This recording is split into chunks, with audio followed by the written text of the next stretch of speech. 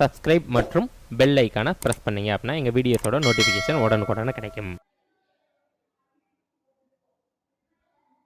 அனைத்து நண்பர்களுக்கும் ஆன்லைன் மீடியாவின் அன்பு வணக்கங்கள். நாம இன்னைக்கு டிசம்பர் 29 டிசம்பர் 30 2 நாட்களுக்கான முக்கியமான நடப்பு நிகழ்வுகளோடு சேர்த்து அது சார்ந்த ஸ்கூல் புக் கண்டென்ட்டையும் அப்புறம் ப்ரீவியஸ் இயர் கொஸ்டினையும் கனெக்ட் பண்ணி தான் எவ்ரிடே நம்ம கரண்ட் அஃபேர்ஸ் கிளாஸஸை பார்த்து வந்துட்டு இருக்கோம். ஸோ இன்னைக்கும் நாம அப்படிதான் பார்க்க போறோம். வீடியோவை புதுமையா பார்க்கக்கூடிய நண்பர்கள் இருந்தீங்க அப்படின்னா மறக்காம நம்ம சேனலை சப்ஸ்கிரைப் பண்ணி வச்சுக்கோங்க. அப்போதான் இந்த கனெக்ஷன் ஃபார்ம் ஆஃப் வடிவிலான கரண்ட் அஃபேர்ஸோட நோட்டிபிகேஷன்ஸ் உங்களுக்கு உடனே வரும். ஓகேங்களா? சரி, வாங்க இன்னைக்கு என்ன மாதிரியான தலைப்புகள்லாம் இருக்கு அப்படின்றத பார்க்க ஆரம்பிக்கலாம். அதற்கு முன்பாக நேற்று நாம என்ன படிச்சோமோ அதை ரிவைஸ் பண்ணும் விதமாக இங்கு 3 இமேஜஸ் வைக்கப்பட்டிருக்கு. ஸோ 3 இமேஜஸையும் நல்லா பாருங்க. First center of the images பாருங்க. வைக்கம் போராட்டம் அப்படின்றத குறிப்பிட்டாங்க. ஸோ இந்த பக்கம் கேரளா சிஎமும் அந்த பக்கம் தமிழ்நாட்டு சிஎமும் குறிப்பிட்டிருக்காங்க. ஸோ இது சார்ந்த ஒரு நூல் படிச்சோம். அந்த நூலுடைய பெயரை மட்டும் குறிப்பிடுங்க. ஓகேங்களா? சரி, வாங்க இன்னைக்கான முதல் தலைப்பு என்ன இருக்குன்னு பார்க்க ஆரம்பிக்கலாம். சோ இன்னைக்கான முதல் தலைப்பு நாம என்ன பார்க்க போறோம் அப்படின்னா, நீர்மூழ்கியில் சென்று பார்வையிடும் சுற்றுலா திட்டத்தை செயல்படுத்த உள்ள மாநிலம் எது அப்படின்னு கேட்டிருக்காங்க. சோ இந்த கேள்விக்கான மிகவும் சரியான விடை ஆப்ஷன் சி, குஜராத் அப்படின்னு தெரியும். ஓகேங்களா? இப்போ மேற்கூறிய ஆப்ஷன்ஸ் எல்லாம் எதற்காக வைக்கப்பட்டது? சமீபத்திய காலங்களில் நாம படிச்ச டாபிக்ஸை ரிவைஸ் பண்ண போறோம். சோ இந்த சுற்றுலா பகுதிகளில் அதிகமாக சுற்றுலா பயணிகளை ஈர்க்கும் மாநிலமாக, அதுவும் வெளிநாட்டு சுற்றுலா பயணிகளை ஈர்க்கும் மாநிலமாக மகாராஷ்டிரா திகழுது இந்தியாவிலேயே அப்படின்றது நம்ம படிச்சிருந்தோம். உள்நாட்டு சுற்றுலா பயணிகளை அதிகமாக ஈர்க்கும் மாநிலம் தமிழ்நாடு அப்படின்றது படிச்சிருந்தோம். அது போக ஆயுர்வேத மருத்துவத்திற்காக பயணிகளை மருத்துவ சுற்றுலாவிற்கு ஈர்க்கும் மாநிலமாக கேரளா திகழுது அப்படின்றது படிச்சிருந்தோம். சோ இதையும் நாம ரிவைஸ் பண்ணிட்டாச்சு. சோ இங்க என்ன படிச்சிருக்கோம் அப்படின்னா, நீர்மூழ்கியில் சென்று பார்வையிடும் சுற்றுலா திட்டத்தை கூடிய விரைவில் குஜராத் மாநில அரசு செயல்படுத்தி இருக்காங்க அப்படின்றது நம்ம படிச்சிருக்கோம். சரி, வாங்க இன்னைக்கான இது சார்ந்த விவரங்கள் என்னெல்லாம் இருக்கு அப்படின்றத பார்க்க ஆரம்பிக்கலாம். சோ அறிவிப்பு வெளியிட்டது குஜராத் சுற்றுலாத்துறை தான் இந்த அறிவிப்பு வெளியிட்டிருக்காங்க. ஸோ ஒப்பந்தம் அப்படின்றது மசகண்டா கப்பல் கட்டும் தளம் இருக்குல்ல, ஸோ அவங்களோட ஒரு ஒப்பந்தம் இட்டிருக்காங்க. எதற்காக அப்படின்னா, இந்த நீர்மூழ்கி கப்பலில் சென்று தானே சுற்றுலா தலத்தை விசிட் பண்ண போறாங்க. ஸோ அந்த கப்பலை தயாரிப்பதற்கான ஒப்பந்தம் அப்படின்னு சொல்றாங்க. ஓகேங்களா? ஸோ இந்த நீர்மூழ்கி கப்பலுடைய அம்சம் எப்படி இருக்க போகுது அப்படின்னா, இதுல கேப்பபிலிட்டி 30 பேர் வரைக்கும் செல்ல முடியும்னு சொல்றாங்க. ஸோ குளிர் சாதனம் பொருத்தப்பட்டுள்ளது, கண்ணாடி ஜன்னல்கள் வைக்கப்பட்டிருக்கும். ஸோ கடலுக்கு அடியில் போகும் பொழுது கண்ணாடி ஜன்னல்கள் இருக்கும் பொழுது மற்ற உயிரினங்களையும் நம்ம என்ன பண்ண முடியும் அப்படின்னா கண்டு ரசிக்க முடியும், கடலுக்குள்ள இருக்கக்கூடியது. ஓகேங்களா? சோ காணப்பட உள்ள இடம் எதுப்பா? அந்த சுற்றுலா தலத்துடைய பெயர் துவாரகா அப்படின்னு சொல்றாங்க. கடலுக்கு அடியில இருக்கு அப்படின்னு சொல்றாங்க. சோ குஜராத் மாநிலத்துடன் தொடர்புடையது, மறந்துடக்கூடாது. ஓகேங்களா? சோ துவாரகா அப்படின்றது எங்க இருக்கு? கடலுக்கு அடியில 300 அடி ஆழத்துல இருக்கு அப்படின்றது தெரியணும். சோ எந்த கடல்? அரேபிக் கடலுக்கு கீழே இருக்கு அப்படின்றது தெரியணும். சோ திருமாலுடைய திவ்ய தேசங்கள் 108 இந்தியாவில் இருக்கு. சோ அதுல இதுவும் ஒன்று அப்படின்னு சொல்றாங்க. சோ இது என்ன வகையான சுற்றுலாவை சாரும் அப்படின்னா, ஆன்மீக சுற்றுலான்னு சொல்லலாம். கடல் அடியில் இருக்கக்கூடிய உயிரினங்களை காண்பதனால சுற்றுச்சூழல் சுற்றுலான்னு சொல்லலாம் அப்படின்னு சொல்றாங்க. ஓகேங்களா? சோ இந்த துவாரகா பிளேஸ் சார்ந்த அகழாய்வு நடத்தி இருக்காங்களா? நடத்தி இருக்காங்க. 1930, 1960 ஆர்கியாலஜிக்கல் சர்வே ஆஃப் இந்தியா 2007 நடத்தி இருக்காங்க. ஓகேவா? சோ இந்த பகுதி எவ்வளவு பழமையானது, அங்கிருந்து கிடைக்கப்பட்ட தொல்பொருட்கள் வச்சு சொல்றாங்க 7500 இருந்து 9000 ஆண்டுகள் பழமையானது துவாரகா அப்படின்னு சொல்றாங்க. ஓகேங்களா? சோ நாம இங்க என்ன படிச்சிருக்கோம்? நீர்மூழ்கி கப்பல்ல சென்று சுற்றுலா தலத்தை விரிவுபடுத்தக்கூடிய ஒரு மாநிலமாக குஜராத் இருக்கு அப்படின்றது பார்த்திருக்கோம். ஓகேங்களா? சரி, வாங்க இப்போ இந்த சுற்றுலாத்தலம் சார்ந்து படிச்சதுனால இது சார்ந்து ஒரு ஸ்கூல் புக் கண்டென்ட்டை கனெக்ஷன் வடிவில் படிக்க போறோம். ஓகேங்களா? சோ என்ன படிக்க போறோம்? சமய சுற்றுலா. இப்போ துவாரகா கூட 108 திவ்ய தேசங்கள்ல ஒரு பகுதின்னு தானே பார்த்தோம். சோ சமய சுற்றுலா இந்தியாவில் ஃபேமஸ் ஆனது நம்ம புக்ல குறிப்பிடப்பட்டு மட்டும் தமிழ்நாட்டில் 2 சொல்றாங்க, ராமேஸ்வரம் காஞ்சிபுரம் சொல்றாங்க, உத்தரப்பிரதேசல 2 சொல்றாங்க, வாரணாசி சாரநாத் அப்படின்னு சொல்றாங்க, ஜம்மு காஷ்மீர்ல வைஷ்ணவி தேவி, கோவால செயின்ட் பிரான்சிஸ் சேவியர் தேவாலயம் அப்படின்னு சொல்றாங்க, பஞ்சாப்ல அமிர்தசரஸ், ஜம்மு காஷ்மீர்ல லடாக் புத்த மடங்கள் அப்படின்னு சொல்லியிருக்காங்க. ஓகேவா? சோ இப்போ உங்களுக்கான கேள்வி என்ன அப்படின்னா, கேதார்நாத் அப்படின்னு சொல்லக்கூடிய பிளேஸ் எந்த மாநிலத்தில் இருக்கு அப்படின்றது நீங்க சொல்லணும். ஓகேங்களா? சரி, வாங்க இன்னைக்கான ப்ரீவியஸ் இயர் கொஸ்டினை பார்க்கலாம். ஓகேங்களா? சோ இப்போ துவாரகால அகழாய்வுலாம் நடத்துனாங்க. 7500 இருந்து 9000 ஆண்டுகள் பழமையானது அப்படின்னு நம்ம பார்த்தோம். சோ இங்க பாருங்க, வருவனவற்றுள் எது மக்களின் வாழ்வையும் பொருள் பயன்பாட்டு பண்பாட்டையும் குறித்து விளக்குகிறது? எந்த தொல்லியல்? இனத்தொல்லியல் அப்படின்னு தெரியும். ஓகேங்களா? எத்தினோ ஆர்கியாலஜி, அதுதான் மக்களை பற்றியும் மக்கள் பயன்படுத்தக்கூடிய பொருட்கள் பற்றியும் தகவல்களை கொடுக்கும் அப்படின்னு தெரியும். ஓகேங்களா? சோ இந்த தொல்லியல் பொருட்கள் பத்தி இவ்வளோ காலங்கள் அப்படின்றது எப்படி கண்டுபிடிக்கிறாங்க? அதுக்கு எந்த உலோகத்தை பயன்படுத்துறாங்க, இல்ல எந்த ரேடியோ ஐசோடோப்ஸை பயன்படுத்துறாங்க அப்படின்றத கரெக்டா சொல்லுங்க. ஓகேங்களா? இது ஏற்கனவே ஒரு தடவை டிஎன்பிசி கேட்டிருக்காங்க. சோ இங்க பாருங்க, இன்னைக்கான இரண்டாவது கேள்விக்கு நாம போயிடலாம். சோ நாம எப்படி படிச்சிருக்கோம்? இப்ப துவாரகா சார்ந்து ஒரு சமய சுற்றுலா தலத்தை விரிவுபடுத்த போறாங்க குஜராத் மாநிலம். சோ சமய சுற்றுலா இந்தியாவில் எங்கெல்லாம் ஃபேமஸா இருக்குன்னு புக் கண்டென்ட், அதுக்கப்புறம் தொல்லியல் அகழ்வாய்வு சார்ந்து ஒரு ப்ரீவியஸ் இயர் क्वेश्चन. சோ இப்படி கனெக்ஷன் வடிவில் தான் நம்ம ஒவ்வொரு நாளும் பார்த்துட்டு இருக்கோம். வீடியோ பார்க்குற நீங்க இந்த வீடியோ உங்களுக்கு பிடிச்சிருக்கு, பயனுள்ள வகையில் இருக்குன்னு நீங்க நினைச்சீங்க அப்படின்னா மறக்காம லைக் பண்ணிடுங்க, உங்க ஃப்ரெண்ட்ஸ்க்கும் ஷேர் பண்ணிடுங்க. வீடியோ எப்படி இருக்கு அப்படின்ற உங்க சஜஷன்ஸை கமெண்ட் பாக்ஸ்ல ஃபீட்பேக்கா தெரிவிங்க. உங்க ஃபீட்பேக் எப்பொழுதும் வரவேற்க தகுந்தது. வாங்க இன்னைக்கான இரண்டாவது கேள்விக்கு நாம போயிடலாம். இஸ்ரோவின் விண்வெளி ஆய்வுக்காக அனுப்பப்படும் இரண்டாவது செயற்கைக்கோள் பெயர் என்ன அப்படின்னு கேட்டிருக்காங்க. சோ இந்த கேள்விக்கான மிகவும் சரியான விடை எக்ஸ்போசாட். அப்போ எக்ஸ்ரே போலாரிமீட்டர் சேட்டலைட் அப்படின்னு சொல்றாங்க. ஓகேங்களா? ஜனவரி 1 2024 அனுப்புறதுக்கு பிளான் பண்ணிருக்காங்க நம்ம இந்தியா. ஓகேங்களா? சோ அதனால தான் நம்ம இத பத்தி படிச்சிட்டு இருக்கோம். சோ இந்த வருஷம் 2024ஆம் ஆண்டுக்கான முதல் சேட்டலைட் இஸ்ரோ ஏவுறது எக்ஸ்போசாட். ஓகேங்களா? மேற்கூறிய ஆப்ஷன்ஸ்லாம் என்ன சொல்லுது? இன்சாட் 3DS இஸ்ரோ அனுப்புவதற்கு பிளான் பண்ணிருக்காங்க. அதாவது காலநிலை மாற்றம் சார்ந்த ஆய்வு செய்வதற்கு இஸ்ரோ அனுப்பக்கூடிய முதல் செயற்கைக்கோள் இன்சாட் 3DS அப்படின்னு தெரியும். ஓகேங்களா? அப்ப ஸ்லிம் என்னது நம்ம படிச்சிருக்கோம், என்னது மூன் லேண்டர் மிஷன் அப்படின்னு படிச்சிருக்கோம். ஜப்பான் அனுப்பக்கூடியது. ஓகேங்களா? ஸ்மார்ட் லேண்டர் மூன் மிஷன் படிச்சிருக்கோம்ல. சோ இந்த மிஷன் அப்படின்றது என்ன படிச்சோம் அப்படின்னா, நிலவுக்கு செல்லக்கூடிய லூனார் ஸ்னைப்பர் அப்படின்னு இந்த விண்கலத்தை அழைச்சாங்க. நம்ம பிரீசன்ட் டேஸ்ல படிச்சோம், அதை ரிவைஸ் பண்ணிருக்கோம். ஓகேங்களா? நிசார் அப்படின்னா என்னதுன்னா, நாசாவும் இஸ்ரோவும் சேர்ந்து அனுப்பக்கூடிய புவி கண்காணிப்பு செயற்கைக்கோள் 2024 திட்டமிடப்பட்டிருக்கு. ஓகேங்களா? சோ அதையும் நம்ம ரிவைஸ் பண்ணிட்டாச்சு. சோ எக்ஸ்போசாட் தான் 2024 ஜனவரி 1 இஸ்ரோ விண்ணிற்கு அனுப்ப போறாங்க. எதற்கு? விண்வெளி ஆய்வுக்காக அப்படின்றது தெரியும். சோ இந்தியா அனுப்பக்கூடிய இரண்டாவது செயற்கைக்கோள் விண்வெளி ஆய்வு சார்ந்து. ஓகேங்களா? சோ எக்ஸ்போசாட்டோட நோக்கமே என்ன அப்படின்னா, வானியல் நிகழ்வுகளை இன்னும் ஆழமாக புரிஞ்சுக்கணும் அப்படின்றதுக்காக அனுப்புறோம். எந்த ராக்கெட் மூலமாக அனுப்புறோம்? PSLV C-58 மூலமாக அனுப்புறோம். ஏவுதளம் ஸ்ரீஹரிகோட்டா மூலமாக அனுப்ப போறோம். சோ ஏவ உள்ள நாள் ஜனவரி 1. சோ இந்த எக்ஸ்போசாட்டோட எடை என்ன சொல்றாங்க? 469 kg. அப்ப இது எவ்வளவு நாளைக்கு லைஃப் ஸ்பான் இருக்கும்? 5 வருஷம். இப்போ உங்களுக்கான கேள்வி என்ன அப்படின்னா, நம்ம சந்திராயன் 3 ரொம்ப சக்சஸ்ஃபுல்லா நிலவின் தென் துருவத்துல அனுப்புனோம். அதோடைய வாழ்நாள் காலம் எவ்வளவு இருந்தது அப்படின்றத மறக்காம கமெண்ட் பாக்ஸ்ல சொல்லுங்க. அதுக்கப்புறம் நிலைநிறுத்தம் 650 கிலோமீட்டர் உயரத்துல நிலைநிறுத்த போறோம். அதுக்கப்புறம் என்ன சொல்றாங்க? இதுல பொருத்தப்பட்டுள்ள சாதனம்னா ரெண்டு சொல்றாங்க. ஒன்னு ஃபோலிக்ஸ் எக்ஸ்ரே போலாரிமீட்டர் அப்படின்றதும், அப்புறம் எக்ஸ்பெக்ட் அப்படின்றது எக்ஸ்ரே ஸ்பெக்ட்ரோஸ்கோபி அப்படின்றதும் நம்ம செலுத்துறோம் அப்படி சொல்றாங்க. ஓகேங்களா? சோ பயன்பாடு என்ன? விண்வெளியில் பரவும் எக்ஸ் கதிர்களை அளவிடுதல், அதோடைய கோணங்களை தெரிஞ்சு கொள்றது, அப்புறம் பிளாக் ஹோல்ஸ் அப்படிலாம் சொல்லுவாங்கல்ல, அப்ப கருந்துளைகள், நெபுலாவை பற்றி ஆராய்வு செய்வது, நியூட்ரான் நட்சத்திர கதிரியக்கத்தை பற்றியும் தெரிஞ்சுக்கிறது அப்படி சொல்றாங்க. ஓகேங்களா? சோ இதுக்கெல்லாம் தான் நாம எக்ஸ்போசாட் சேட்டலைட் ஜனவரி 1 2024 அனுப்புவதற்கு பிளான் பண்ணிருக்கோம் அப்படின்னு தெரியும். சரி வாங்க இப்போ இது சார்ந்து ஒரு ஸ்கூல் புக் கண்டென்ட் பார்க்கலாம். அப்போ செயற்கைக்கோள் சார்ந்து படிச்சோம். இப்போ செயற்கைக்கோள் சார்ந்து தான் நம்ம ரிவைஸ் பண்ண போறோம். இந்த செயற்கைக்கோளும் உலக அளவுல என்ன சொல்றாங்க அப்படின்னா ஒரு சிறப்பு, ரொம்ப சின்ன செயற்கைக்கோள் அப்படி சொல்றாங்க. அந்த செயற்கைக்கோளோட பேர் என்ன சொல்றாங்க? கலாம் செட் 64 கிராம் தான் இருக்கும் அப்படி சொல்றாங்க. சோ இது யார் தயாரிச்சா? பள்ளப்பட்டி அப்படின்னு இருக்கக்கூடிய கரூர்ல இருக்கக்கூடிய ஒரு சிற்றூர். ரிஃபாத் சாருக் அப்படின்ற 18 வயது மாணவன், உயர்நிலை பள்ளியில படிக்கக்கூடிய மாணவன் தான் தயாரிச்சிருக்காரு. 2017 ஜூன் 22 இஸ்ரோ மூலமாக அனுப்பல, நாசா மூலமாக அனுப்பியிருக்காங்க அப்படின்னு தெரியும். ஓகேங்களா? சரி வாங்க அடுத்து வேற என்ன இருக்குன்னு பார்க்கலாம். அடுத்த விஷயம் நாம என்ன பார்க்க போறோம் அப்படின்னா ஒரு ப்ரீவியஸ் இயர் क्वेश्चन. அப்போ வருடத்துல முதல்ல அனுப்பக்கூடிய சேட்டலைட்லாம் டிஎன்பிசி கான்சென்ட்ரேட் பண்றாங்களா? அதுக்கு தான் இந்த எக்ஸாம்பிள். ஓகேங்களா? இந்திய விண்வெளி ஆராய்ச்சி நிறுவனத்தால் 2022ஆம் ஆண்டின் முதல் ஏவுதல் பணியில் ஏவப்பட்ட செயற்கைக்கோள் எது அப்படின்னு கொடுத்திருக்காங்க. EOS 4 எர்த் அப்சர்வேஷன் சேட்டலைட் 4 அப்படின்றது 2022ல ஃபர்ஸ்ட் சேட்டலைட்டா ஏவிருக்கும் அப்படின்னு தெரியும். ஓகேங்களா? சரி வாங்க இன்றைக்கான மூன்றாவது கேள்வி பார்க்கலாம். பங்குச்சந்தை முதலீட்டாளர்கள் எண்ணிக்கையில் முதன்மை இடம் பிடித்துள்ள மாநிலம் எதுன்னு கேட்டிருக்காங்க. சோ இந்த கேள்விக்கான சரியான விடை இந்திய மாநிலங்கள்ல மகாராஷ்டிரால இருக்கக்கூடிய மக்கள் தான் அதிக பேர், கிட்டத்தட்ட 1.5 கோடி நபர்கள் என்ன பண்றாங்க அப்படின்னா பங்குச்சந்தையில முதலீடு செய்றாங்க அப்படின்னு தெரியும். ஓகேங்களா? சோ குஜராத் தான் செகண்ட் பிளேஸ்ல இருந்தாங்க. ஆனா இந்த ஆண்டு உத்தரப்பிரதேசம் செகண்ட் பிளேஸ்க்கு வந்திருக்காங்க. கிட்டத்தட்ட 85 லட்சம் நபர்கள். சோ குஜராத்ல ஒரு அப்ராக்சிமேஷனா ஒரு 75 லட்சம் நபர்கள் முதலீடு செய்றாங்க. சோ பீகார் அப்படின்ற மாநிலம் இந்த பங்குச்சந்தை தொடர்புபடுத்தி பார்க்கணும் அப்படின்னா இந்த வருஷம் வந்து அதிகமான நபர்கள் பங்குச்சந்தையில ஈர்க்கப்பட்ட ஒரு மாநிலமாக பார்க்கப்படுறது பீகார் அப்படின்னு தெரியும். ஓகேங்களா? சரி வாங்க, இப்போ நாம என்ன படிச்சிருக்கோம், பங்குச்சந்தையில முதலீட்டாளர்கள் எண்ணிக்கையின் அடிப்படையில் எந்த மாநிலம் பெஸ்டா இருக்காங்க, மகாராஷ்டிரா பெஸ்டா இருக்காங்கன்னு படிச்சிருக்கோம்.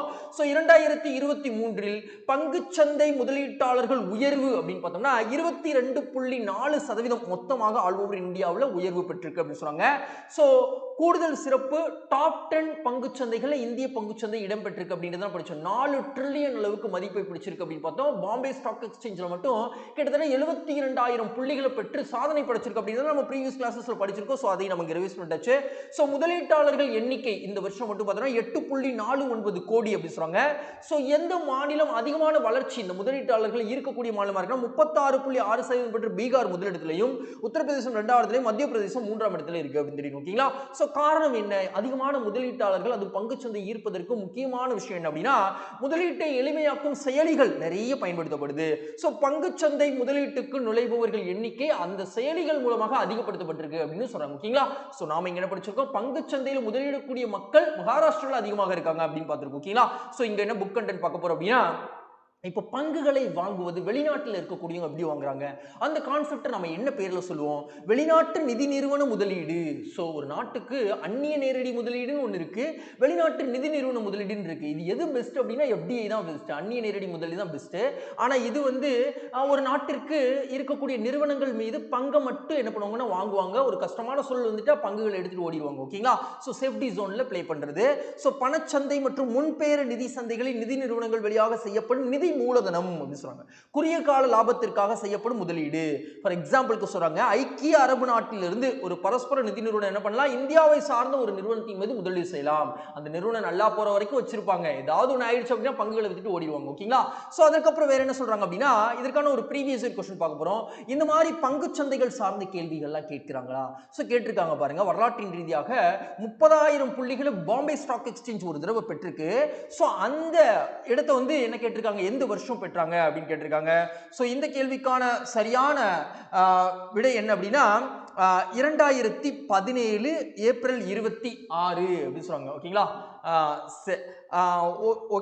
அதுக்கப்புறம் என்ன பார்க்க போறோம் அப்படின்னா இன்னைக்கான 4வது கேள்வி. ஓகேங்களா? சோ உல்ஃபா தீவிரவாத அமைப்பு எந்த மாநிலத்துடன் தொடர்புடையதுன்னு கேட்டிருக்காங்க. ஓகேவா? சோ இதற்கான ஆன்சர் என்ன அப்படின்னா அசாம் அப்படின்னு தெரியும். ஓகேங்களா? So united liberation front of Assam அப்படின்னு சொல்லுவாங்க. சோ இந்த அமைப்பு இந்த மாநிலத்தில் இருக்கக்கூடிய ஒரு தீவிரவாத அமைப்பு நிறைய முறை என்ன பண்ணுவாங்க, மத்திய அரசாங்கமும் மாநில அரசாங்கமும் இவங்களோட அமைதி பேச்சுவார்த்தை ஈடுபட்டுறாங்க. சோ நிறைய வருஷங்கள் அதெல்லாம் தோல்வி விட்டுருது. ஆனா முதல் முறையாக இப்ப அமைதி பேச்சுவார்த்தை ஈடுபடுத்தப்பட்டு அக்கார்டு சைன் பண்ணப்பட்டிருக்கு. ஓகேங்களா? சோ அதனால இப்போ நாம இந்த உல்ஃபா டெரரிசம் சார்ந்த விஷயங்கள் படிக்கிறோம். மெயின்ஸ் படிக்கும்போது இதெல்லாம் படிக்கணும். சோ மேற்கூறிய ஆப்ஷன்ஸ்லாம் எதற்காக வைக்கப்பட்டது இந்த வருஷமே? மணிப்பூர்ல என்ன பண்ணோம், யுனைடெட் நேஷனல் ஃப்ரண்ட் லிபரேஷன், அப்ப லிபரேஷன் ஃப்ரண்ட் அப்படின்னு சொல்லக்கூடிய அமைப்பு என்ன பண்ணாங்க, அமைதி பேச்சுவார்த்தை மூலமாக மத்திய அரசோடு சைன் பண்ணாங்க. சோ அதை நம்ம ரிவைஸ் பண்ணியாச்சு. அதுக்கப்புறம் வந்து நாகாலாந்து 2015 காலகட்டத்தில் நாகாலாந்துல வந்து நேஷனலிஸ்டிக் சோசியலிஸ்ட் கவுன்சில் ஆஃப் கப்லாங் அப்படின்னு சொல்லக்கூடிய அவங்க வந்து அமைதி பேச்சுவார்த்தை படி ஈடுபடுத்தாங்க. ஓகேவா? சோ அதுக்கப்புறம் ஜம்மு காஷ்மீர்ல வந்து முஸ்லீம் லீக் அப்படின்னு சொல்லக்கூடிய அமைப்பு வந்து இப்பதான் வந்து என்ன பண்ணாங்க அப்படின்னா உஃபா சட்டத்தின்படி, ஓகேங்களா, 1967 இயற்றப்படுது. இந்த சட்டத்தின்படி என்ன பண்ணாங்க அப்படின்னா இது வந்து வன்முறையான அமைப்பு அப்படின்னு சொல்லிட்டு தடை செய்தாங்க. ஜம்மு காஷ்மீர் உள்துறை அமைச்சர் வந்து என்ன பண்ணாங்க, இன்டிமேஷன்ஸ் கொடுத்தாங்க. நம்ம படிச்சிருக்கோம். ஓகேங்களா? அதெல்லாம் நம்ம ரிவைஸ் பண்ணிட்டாச்சு. சோ அசாம் தான் உல்ஃபா தீவிரவாதத்துடன் தொடர்புடைய ஒரு மாநிலம் அப்படின்னு தெரியும். ஓகேங்களா? அந்த அமைப்பு அங்கதான் செயல்படுது. சோ அதனால நம்ம படிச்சிருக்கோம். அடுத்து வேற என்ன இருக்குன்னு பாருங்க. நடைபெற்றவை ULFA, united liberation front of Assam, Assam மாநிலம், அதுக்கப்புறம் சென்ட்ரல் கவர்மெண்ட், இந்த 3 பேரும் சேர்ந்து அமைதி ஒப்பந்தத்தில் ஈடுபட்டிருக்காங்க. சோ அதுக்கப்புறம் united liberation front of Assam இந்த தீவிரவாத அமைப்பு எப்போ தோற்றுவிக்கப்பட்டது, 1979. நோக்கம் என்ன, இறையாண்மை கொண்ட அசாமை உருவாக்குவது அப்படின்னு சொல்லிட்டாங்க. சோ தடை செய்யப்பட்டது மத்திய அரசால். இந்த அமைப்பு எப்போ தடை செய்யப்பட்டது, 1990. இப்போ முத்தரப்பு ஒப்பந்தம் போடப்பட்டது. உல்ஃபா அமைப்புல இருந்து யாரு வந்தா இதுல அப்படின்னா அரவிந்த் ராஜ்கோவா உல்ஃபா, இவங்க தான் அந்த உல்ஃபா அமைப்புக்கு தலைவர். ஸோ 12 வருஷமா பேச்சுவார்த்தைக்கு அப்புறம் இப்போ அமைதி ஒப்பந்தத்தில் கையெழுத்திடுவதற்கு உறுதுணையாக இருந்தவங்க. ஓகேங்களா? ஸோ முன்னிலை உள்துறை அமைச்சர், அஸ்ஸாம் முதல்வர் அப்படின்னு சொல்லிட்டாங்க. ஸோ ஒப்புதல் தெரிவித்தவை வன்முறையை கைவிடவும் தேசிய நீரோட்டத்தில் இணையவும், இந்த 2 விஷயங்களுக்கும் அவங்க ஒப்புதல் கொடுத்திருக்காங்க. ஸோ நாம இங்க என்ன படிச்சிருக்கோம்? உல்ஃபா அமைப்பு சார்ந்து படிச்சிருக்கோம். எந்த மாநிலத்துடன் தொடர்புடையது? அஸ்ஸாம் மாநிலத்துடன் தொடர்புடையது. இப்போ மணிப்பூருடன் தொடர்புடையது என்ன படிச்சோம்? UNLF அப்படின்ற அமைப்பு அமைதி ஒப்பந்தம் போட்டாங்க. அப்போ மணிப்பூரோட பார்த்தாச்சு. அதுக்கப்புறம் நாகாலாந்தோட NSCN-K அப்படின்னு சொல்லக்கூடிய 2015ல போட்டாங்க. ஸோ இந்த மாதிரி அமைப்புகள்லாம் அப்பப்போ பீஸ் அக்கார்ட் போடுவாங்க. நம்ம அதெல்லாம் படிச்சு வச்சுக்கிறது ரொம்ப நல்லது. ஓகேங்களா? சரி வாங்க அடுத்து வேற என்ன இருக்குன்னு பார்க்கலாம். அடுத்த விஷயம் நம்ம என்ன பார்க்க போறோம்?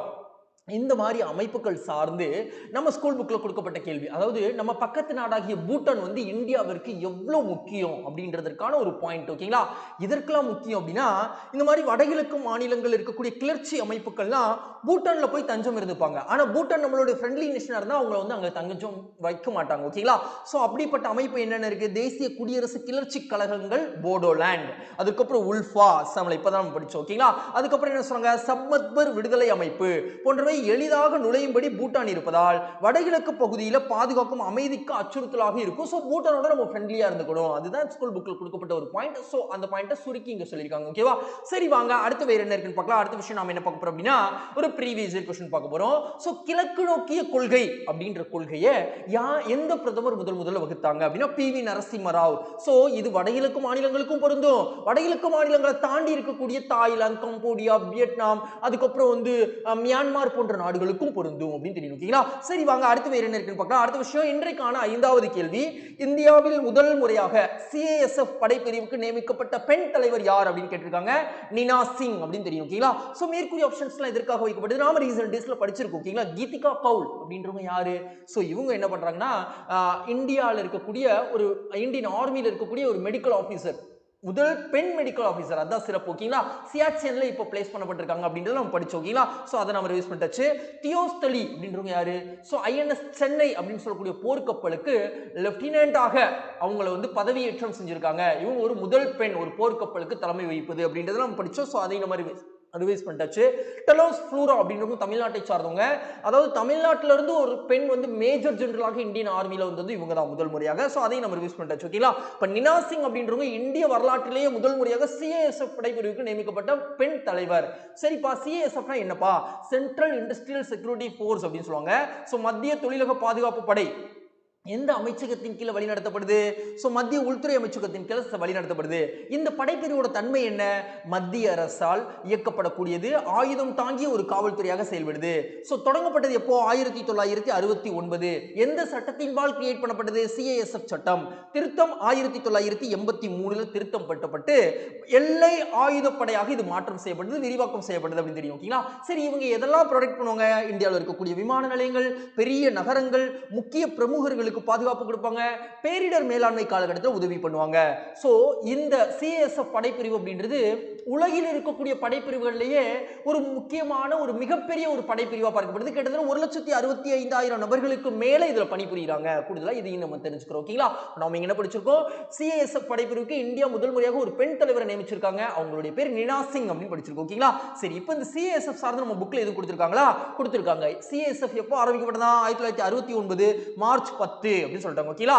சோ முக்கிய அரசாங்க கட்டடங்களை பாதுகாப்பது, டெல்லி மெட்ரோவை பாதுகாப்பது, விமான நிலையத்தை பாதுகாப்பது இவங்களுடைய பிரதானமான நோக்கம் அப்படின்னு சொல்லப்பட்டிருக்கு. ஓகேங்களா? சரி வாங்க இன்னைக்கான ப்ரீவியஸ் இயர் क्वेश्चन பார்க்கலாம். சோ இங்க பாருங்க, ஒரு சட்டம் இயற்றப்பட்டிருக்கு. என்ன சட்டம் அப்படின்னா மிசா சட்டம், maintenance of internal securities act அப்படின்னு சொல்றாங்க. உள்நாட்டு பாதுகாப்பிற்காக இயற்றப்பட்ட ஒரு சட்டம். ஓகேங்களா? எந்த வருஷம் இயற்றினாங்க? 1971. சோ உள்நாட்டு அமைதியை நிலவுவதற்கு தான் என்ன பண்றாங்க? CASF பணிபுரிஞ்சிட்டு இருக்காங்க முக்கியமான இடங்களை பாதுகாப்பதற்கு. ஓகேங்களா? சோ அதனால இந்த கேள்வி நம்ம பார்த்திருக்கோம். சரி வாங்க அடுத்து வேற என்ன இருக்குன்னு பார்க்கலாம். அடுத்த விஷயம் நாம என்ன பார்க்க போறோம் அப்படின்னா, அதுக்கு முன்பாக உங்ககிட்ட ஒரு கேள்வி, இந்த டிஃபென்ஸ் சார்ந்து படிச்சனால சமீபத்திய காலங்களில் படிச்சோம். ITBP, Indo Tibetan border police force அப்படின்னு ஒரு படைப்பிரிவு படிச்சோம். அந்த படைப்பிரிவு உதயமான நாள் என்ன அப்படின்றது நீங்க சொல்லுங்க. இது உங்களுக்கான கேள்வி. சோ கலைஞர் நூற்றாண்டு பேருந்து முனையம் அமைக்கப்பட்டுள்ள மாவட்டம் எது அப்படின்னு கேட்டிருக்காங்க. சோ இந்த கேள்விக்கான சரியான விடை சென்னை அப்படி தெரியும். இப்போ மேற்கூறிய ஆப்ஷன்ஸ்லாம் எதற்காக வைக்கப்பட்டது? இப்போ கலைஞர் கருணாநிதி அவர்களுடைய பிறந்த தினத்தப்போ என்ன பண்ணாங்கன்னா சேலத்துல ஒரு பேருந்து நிலையம் ஓபன் பண்ணாங்க. அது போக 16 அடி வெங்கல சிலையும் ஓபன் பண்ணாங்க. ஓகேவா? மதுரையில கலைஞர் நூற்றாண்டு நூலகம் ஓபன் பண்ணாங்க. அப்ப அண்ணா சென்டினரி லைப்ரரி எப்படி வட தமிழ்நாட்டுக்கு இருக்கோ, தென் தமிழ்நாட்டிற்கு கலைஞர் சென்டினரி லைப்ரரி அப்படின்னு சொல்லிட்டு ஒரு கான்செப்ட்ல ஓபன் பண்ணாங்க. சோ காஞ்சிபுரம் அப்படின்றது அண்ணா பிறந்த தினத்தப்போ இந்த ஆண்டு 2023ல கலைஞர் மகளிர் உரிமை திட்டம் அப்படின்றது தொடங்கப்பட்டது காஞ்சிபுரத்துல. சோ அதெல்லாம் நம்ம ரிவைஸ் பண்ணிட்டாச்சு. சோ கலைஞர் சார்ந்து என்னெல்லாம் படிச்சோமோ அதெல்லாம் ரிவைஸ் பண்ணிட்டோம். சோ சென்னையில கலைஞர் நூற்றாண்டு பேருந்து முனையம் அமைக்கப்பட்டிருக்கு. சோ அமைக்கப்பட்டுள்ள இடம் சென்னையில கிளம்பாக்கம் அப்படின்னு சொல்றாங்க. ஓகேவா? சோ தமிழ்நாடு முதல்வர் தான் திறந்து வச்சிருக்காங்க. கிட்டத்தட்ட இதற்காக நிதி ஒதுக்கீடு 400 கோடி, பரப்பளவு 88.52 ஏக்கர். இது எப்போ இந்த பேருந்து கட்டுவதற்கு தொடங்கினாங்க அப்படின்னா 2018 காலகட்டத்தில் 2023 தான் திறந்திருக்காங்க.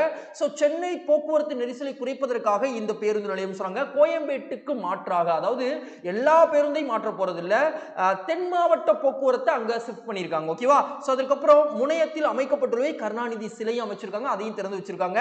சோ சிறப்பு என்ன அப்படின்னா தமிழ்நாட்டிலேயே மிகப்பெரிய பேருந்து நிலையமாக தற்பொழுது இந்த கிளம்பாக்கம் பேருந்து நிலையம் திகழுது அப்படின்னு சொல்றாங்க. ஒரு புறநகர் முனையமாகவும் இது பார்க்கப்படுது. ஓகேங்களா? சோ நாம இங்க என்ன படிச்சிருக்கோம், ஒரு இன்ஃப்ராஸ்ட்ரக்சர் டெவலப்மெண்ட் சார்ந்து தமிழ்நாடு சார்ந்து படிச்சிருக்கோம். சோ இங்க பாருங்க, தமிழ்நாட்டில் இருக்கக்கூடிய சாலை வசதி சார்ந்து நம்ம ஸ்கூல் புக்ல என்ன கொடுத்திருக்காங்க, 28 தேசிய நெடுஞ்சாலைகள் இருக்கு, 5036 கிலோமீட்டர் பயணிக்குது, தங்க நாற்கர சாலை முனையம் இருக்கக்கூடிய ஒரு மாநிலம் கோயம்பேடு மற்றும் ஈரோடு தான் தமிழ்நாட்டில் இருக்கக்கூடிய மிகப்பெரிய பேருந்து நிலையம் சொல்லியிருக்காங்க. ஆனா இப்ப கிளம்பாக்கம் அப்படின்றது பெருசாயிருச்சு, 88 ஏக்கர். ஓகேங்களா? சோ அதுக்கப்புறம் என்ன சொல்றாங்க, நம்மளுடைய சாலை வசதி சொல்றாங்க 1,67,000 கிலோமீட்டர் நீளம் படைச்சது, இதுல 60,628 கிலோமீட்டர் தேசிய நெடுஞ்சாலை அப்படின்னு சொல்லிட்டாங்க. பொது மற்றும் தனியார் பங்களிப்பின் மூலம் 20% திட்டங்களை செயல்படுத்தப்பட்டு வருகின்றன. சாலை போக்குவரத்தில் நாட்டிலேயே தமிழ்நாடு 2வது இடத்துல இருக்கு அப்படின்னு சொல்றாங்க. அப்ப சாலை போக்குவரத்திலே நாட்டிலேயே முதல் இடத்துல இருக்கக்கூடிய மாநிலம் இது அப்படின்றது நீங்க சொல்லுங்க. ஓகேங்களா? சரி வாங்க அடுத்து வேற என்ன இருக்குன்னு பார்க்கலாம். இந்த மாதிரி நகர்ப்புறம் அப்படின்றது அதிகமா உருவாக்குறதுனால தான் புறநகர் முனையம் அப்படின்றது நமக்கு தேவைப்படுது. ஓகேங்களா? சோ இந்த நகர்ப்புற மயமாதல் அப்படின்றது இந்தியாவில் எப்பல இருந்து விரிவாச்சு அப்படின்னா 1961க்கு பிறகு அப்படின்னு தெரியும். ஓகேங்களா? அடுத்து என்ன சொல்றாங்க, 2023ஆம் ஆண்டிற்கான பன்னாட்டு புக்கர் பரிசு வென்றவர் யார் அப்படின்னு கேட்கப்பட்டிருக்கு. ஜியார்ஜி கோஸ்போடினோ அப்படின்னு தெரியும். ஓகேங்களா? அப்போ புக்கர் பரிசு அப்படின்னு ஒண்ணு இருக்கு.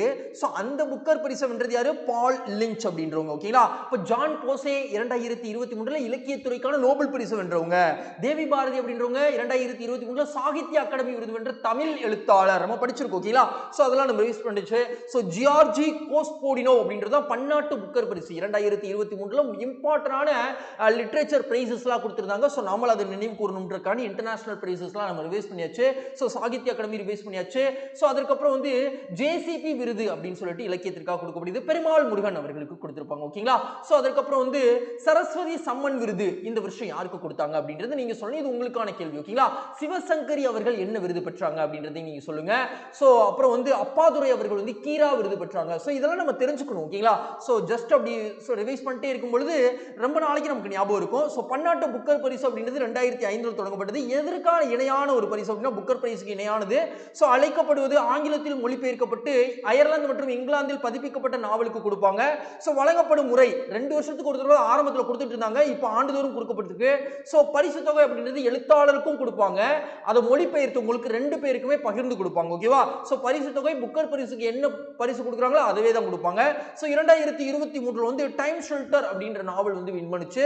சோ அதை மொழிபெயர்த்த ஏஞ்சலோ ரோடல் அப்படின்றவங்களுக்கும் கொடுத்திருக்காங்க. ஓகேவா? சோ நாவல் கூறுவது நினைவுகள், காலம், சிதைந்த மனம் சார்ந்த விஷயங்கள்லாம் குறிப்பிடுது அப்படின்னு சொல்றாங்க. ஓகேவா? சோ ப்ரீவியஸ் இயர் क्वेश्चन பார்க்கலாமா? சோ இப்போ ஒரு சாகித்ய அகாடமி சார்ந்து பார்க்கிறோம். புதிய தரிசனங்கள் என்ற நூலுக்கு சாகித்ய அகாடமி விருது பெற்றவர் யார், பொன்னிலன் அப்படின்னு தெரியும். ஓகேங்களா? சோ இந்த மாதிரியான கேள்விகள்லாம் கேட்பாங்க. சோ தேவி பாரதி அவங்களை ரிவைஸ் பண்ணியாச்சு. ஓகேங்களா? சோ தேவி பாரதி அவர்கள் எழுதின நூல் ஞாபகம் இருக்கா? அந்த நூல் ஞாபகம் இருந்தா சொல்லுங்க. ஓகேங்களா? சரி அடுத்து பாருங்க, ஆர்டர் ஆஃப் கனடா என்ற உயரிய அங்கீகாரத்தை பெற்றுள்ள இந்தியர் யார் அப்படின்னு கேட்கப்பட்டிருக்கு. சோ ஃபிர்தோஸ் கராஸ் அப்படின்ற ஒரு தொழில் அதிபர் தான் பெற்றிருக்காரு. சோ கனடா நாட்டில் கொடுக்கக்கூடிய ஒரு உயரிய அங்கீகாரம். ஓகேங்களா? சோ மேற்கூறிய ஆப்ஷன்ஸ் திரௌபதி முர்மு அவர்கள் சுரினாம் நாட்டின் உயரிய விருதை 2023ல பெற்றாங்க. So order of the chain of the yellow stars அப்படின்ற விருது. ஓகேங்களா? சோ நரேந்திர மோடி அவர்கள் ஃபிஜி நாட்டின் உயரிய விருதான ஆர்டர் ஆஃப் தி ஃபிஜியை பெற்றாங்க. லலிதாம்பிகா அவர்கள் பிரான்ஸ் நாட்டின் உயர்ந்த லீஜியன் ஆஃப் ஆனர் அப்படின்ற விருது பெற்றாங்க. சோ இதெல்லாம் நம்ம படிச்சிருக்கோம். சோ இதெல்லாம் நம்ம பார்த்துக்கிட்டாச்சு. சோ லலிதாம்பிகா எந்த துறையுடன் தொடர்புடையவங்க அப்படின்றத நீங்க சொல்லுங்க. ஓகேங்களா? சரி வாங்க அடுத்து வேற என்ன இருக்குன்னு பார்க்கலாம். ஆர்டர் ஆஃப் கனடா உயரிய பதவி அங்கீகாரம் நியமனத்திற்கு இதற்கு இவருக்கு வந்து இந்த ஃபிர்தௌஸ் அவர்களுக்கு கொடுத்தாங்க அப்படின்னா மனித நேயத்தை மையப்படுத்திய ஊடக செயல்பாடு மூலம் சமூக மாற்றத்தை விதைத்ததற்காக கொடுத்திருக்காங்க. ஸோ மிக சிறப்பான மற்றும் நீட்டிக்கக்கூடிய பங்களிப்பு ஆற்றியவர்களுக்கு அங்கீகாரம் கொடுக்கக்கூடியது தான் கனடால அப்படின்னு சொல்றாங்க. ஸோ ஃபிர்தௌஸ் அவர்களுக்கு இந்த அங்கீகாரம் கொடுத்ததுனால கவர்னர் ஜெனரலாக மேரி சைமன், உயர்மட்ட அதிகார குழுக்கு ஒரு 15 ஆபீசர்ஸ், கௌரவ அதிகாரி உறுப்பினர்கள்லாம் நியமனம் செஞ்சிருக்காரு அப்படின்னு சொல்றாங்க. ஸோ செய்யும் தொழில் அனிமேஷன் மற்றும் படங்கள் சார்ந்த தயாரிப்பு. ஓகேங்களா, கிட்டத்தட்ட உலக நாடுகள் 192 நாடுகள்ல 120க்கும் மேற்பட்ட நாடுகள் இவர் சார்ந்த தயாரிப்பை பயன்படுத்துறாங்க அப்படின்னு சொல்லப்படுது. ஓகேங்களா, சோ நாம இங்க என்ன படிச்சிருக்கோம் அப்படின்னா சி ஆர்டர் ஆஃப் கனடா அப்படின்னு சொல்லக்கூடிய அங்கீகாரத்தை பற்றி இந்தியர் ஃபிர்தௌஸ் அப்படின்னு நம்ம படிச்சிருக்கோம். ஓகேங்களா, சரி வாங்க அடுத்து வேற என்ன இருக்குன்னு பார்க்கலாம். ஒரு புக் கண்டென்ட் தான் பார்க்க போறோம். சோ மனித நேயத்தை வந்து சமூக ஊடக அமைப்புல பிரபலப்படுத்துறதுனால இவருக்கு அந்த விருது கொடுத்தாங்க. சோ ஒவ்வொரு ஆண்டும் டிசம்பர் 10 மனித நேயத்தை பற்றி விழிப்புணர்வு ஏற்படுத்துவதற்காக மனித உரிமை தினம் அப்படின்றது உலகளாவிய முறையில் கொண்டாடப்பட்டு வந்துட்டு இருக்கு. ஓகேங்களா, சர்வதேச மனித உரிமை தினம். ஓகேங்களா, சரி வாங்க அடுத்து வேற என்ன இருக்குன்னு பார்க்கலாம். சோ இந்தியாவுல மனித உரிமையை பாதுகாப்பதற்கு அமைப்பு இருக்கா? 1993 கிரியேட் பண்ணிருக்கோம். என்னது? தேசிய மனித உரிமைகள் ஆணையம் அப்படின்றது கிரியேட் பண்ணிருக்கோம். ஓகேவா, சரி வாங்க. தமிழ்நாட்டில் தேசிய முற்போக்கு திராவிடர் கட்சியை தோற்றுவித்தவர் யார் அப்படின்னு கேட்கப்பட்டிருக்கு. சோ இந்த கேள்விக்கான சரியான விடை நடிகர் விஜயகாந்த், அரசியல்வாதியாகவும் இருந்தவங்க. ஓகேங்களா, சோ மேற்கூறிய ஆப்ஷன்ஸ் எதற்காக வைக்கப்படுது? பெரியார் அவர்களால் உருவாக்கப்பட்ட கட்சியின் பேர் திராவிடர் கழகம். ஓகேங்களா, அது வந்து ஓட்டர் பேங்க்காக கொண்டு வரப்பட்டதுல சோ ஒரு இயக்கமா இருந்து நீதி கட்சியிலிருந்து திராவிடர் கழகமாக உருவாக்கப்பட்டது 1944. சோ அந்த திராவிடர் கழகத்திலிருந்து 1949 அண்ணாதுரை அவர்களால் திராவிட முன்னேற்ற கழகம் அப்படின்றது உருவாக்கப்படுது. சோ அந்த அண்ணா திராவிட முன்னேற்ற கழகத்துல வந்து ஏடிஎம்கே அப்படின்னு சொல்லுவாங்க. ஓகேவா, சோ சாரி அந்த திராவிட முன்னேற்ற கழகத்திலிருந்து அண்ணா திராவிட முன்னேற்ற கழகம் அப்படின்றது எம்ஜி ராமச்சந்திரன் அவர்கள் 1972 உருவாக்கப்படுது. அண்ணாதுரை அவர்கள் திராவிட முன்னேற்ற கழகம், எம்ஜி ராமச்சந்திரன் அண்ணா திராவிட முன்னேற்ற கழகம். ஓகேங்களா, சோ 1949, 1972, 1944. சோ விஜயகாந்த் அவர்களால் உருவாக்கப்பட்ட கட்சி தான் தேசிய முற்போக்கு திராவிடர் கழக கட்சி அப்படின்னு தெரியும். ஓகேங்களா, சரி வாங்க அடுத்து வேற என்ன இருக்குன்னு பார்க்கலாம். நடைபெற்றவை விஜயகாந்த் உடல் 72 குண்டுகள் முழங்க அரசு மரியாதையுடன் தற்பொழுது அடக்கம் செய்யப்பட்டிருக்கு. அதனால தான் நம்ம இந்த விஷயங்களா படிச்சிட்டு இருக்கோம். சோ தேசிய முற்போக்கு திராவிடர் கழகம் எப்போ தொடங்கப்பட்டது? 2005. சோ எதிர்க்கட்சி அந்தஸ்து இந்த கழகம் எப்போ பெற்றது அப்படின்னா 2011 இருந்து 16 காலகட்டத்தில் பெற்றது. 2 முறை விஜயகாந்த் அவர்கள் வந்து எம்எல்ஏவாக இருந்திருக்காங்க. விருதாச்சலம், ரிஷிவந்தியம் இந்த 2 தொகுதியிலும் ஜெயிச்சிருக்காங்க. சோ முதல் தேர்தலிலேயே 8% வாக்குகளை பெற்ற ஒரு கட்சி அப்படி சொல்றாங்க. 2009 மக்களவை தேர்தலில் 10.3% வாக்குகளை பெற்ற கட்சி. சிறப்பு என்ன அப்படின்னா சொந்த நிதியிலேயே கட்சி நடத்தியிருக்காரு. ஓகேங்களா, சோ 2011 தேர்தலில் 29 எம்எல்ஏக்களுடன் தான் எதிர்க்கட்சியாக இருந்தாங்க அப்படின்னு சொல்றாங்க. ஓகேங்களா, சோ 7.9% வாக்குகள் பெற்றவங்க. இவர் அரசியல்வாதியாகவும் இருந்தாங்க, நடிகராகவும் இருந்தாங்க. ஓகேங்களா, சோ நடித்த முதல் படம் இனிக்கும் இளமை 1979. ஓகேங்களா, சோ 71 வயது. தற்பொழுது இயற்கை எழுதினாங்க. சோ அது சார்ந்த விவரங்களை நம்ம தெரிஞ்சுக்கிட்டாச்சு. ஓகேங்களா, சரி வாங்க அடுத்து வேற என்ன இருக்குன்னு பார்க்கலாம். அடுத்த விஷயம் நம்ம என்ன பார்க்க போறோம்னா குண்டு முழங்கும் மரியாதை பெற்ற அரசுகள். இப்ப 72 குண்டுகள் முழங்க அரசு மரியாதை பெற்ற கொடுத்தாங்க அப்படின்னு நம்ம பார்த்தோம்ல. சோ இந்த குண்டு முழங்கும் மரியாதை அப்படின்றது எப்ப காலகட்டத்திலிருந்து உருவாச்சு? இந்தியாவில் பிரிட்டிஷ் கிழக்கிந்திய நிறுவனங்கள் மூலமாக உருவாக்கப்பட்டது. அப்போ இருந்த சுதேச அரசுகளுக்கு இந்த மரியாதை செலுத்தப்பட்டது. அப்போ பிரிட்டிஷ் கிழக்கிந்திய கம்பெனி இருக்கும் பொழுது 117 இருந்து 120 வரைக்கும் சுதேச அரசுகள் இருந்தாங்க. தலைவர்கள், ஆட்சியாளர்கள், இளவரசர்களுக்கெல்லாம் அந்த மரியாதை செலுத்தப்படுது. சோ குண்டுகளின் எண்ணிக்கையை பொறுத்து அவர் பெரிய சுதேச மன்னரா இல்ல சின்ன சுதேச மன்னரா அப்படின்றது தீர்மானிச்சாங்க.